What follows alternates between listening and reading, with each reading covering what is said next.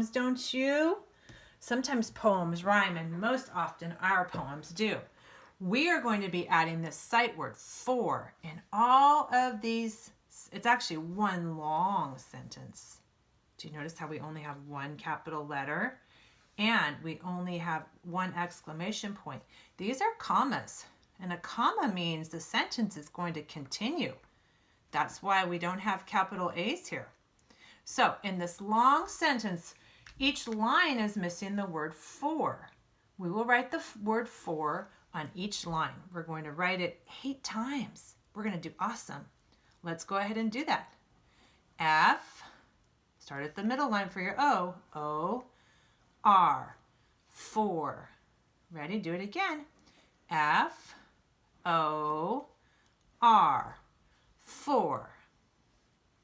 F, O, R, for. F, O, R, for. F, O, R, for. F, O, R, for. 2 more times. F, O, R, for. And one more time. F, O, R, for. Now, in this poem, it's titled, this is the sight word what. You know this word, go. If you add ES, it changes to goes. What goes, you know that word, to. This is the beginning of the word together. Here's the syllable geth. The TH says th. Together. And the ER says together. What goes together? And they're asking a question. This is our title, so each of the words has a capital letter. What goes together? So on each of these things, there is an animal or a person and something that goes with it. So here there's an apple for a teacher. Here there's a bone for a dog. Here there's a nut for a squirrel. Here there's a fly for a frog. Here there's a mat for a cat. Oh, those rhymed. Mat, cat. Here there's a flower for a bee. Here there's a worm for a bird.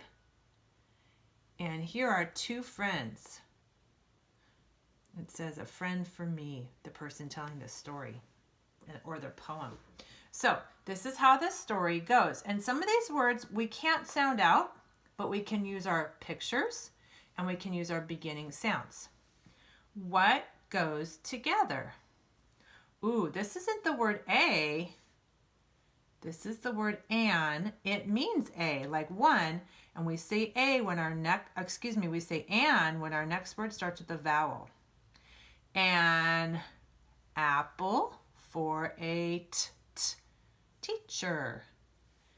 A bone. Doesn't say bon. It has silent E. It makes the O say its name.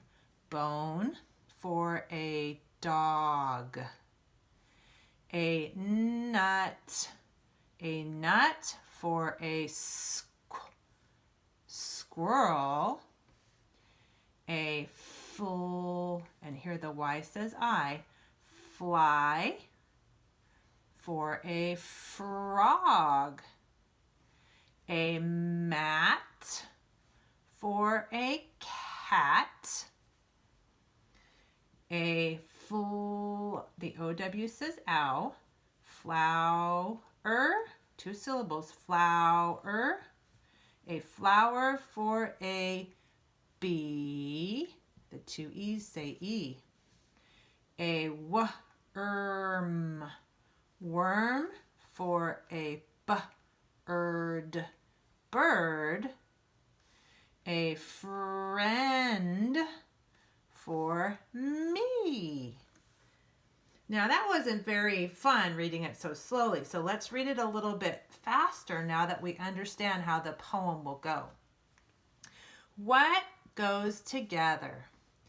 An apple for a teacher, a bone for a dog, a nut for a squirrel, a fly for a frog, a mat for a cat, a flower for a bee, a worm for a bird, a friend for me.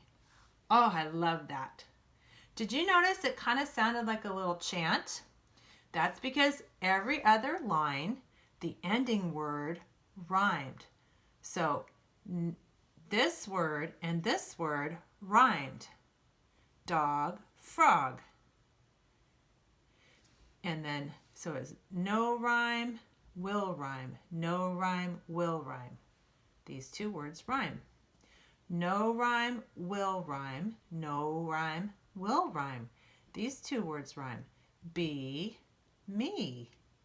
So in a poem, a lot of times there will be rhymes at the end of the line or the stanza. Let's read it one more time. What goes together? An apple for a teacher, a bone for a dog, a nut for a squirrel, a fly for a frog, a mat for a cat, a flower for a bee, a worm for a bird, a friend for me. That's my favorite one. It's so lovely to have friends, isn't it? All right, friends, what I want you to do is record yourself on Seesaw reading this poem after you write your word for. You can practice before you do your recording.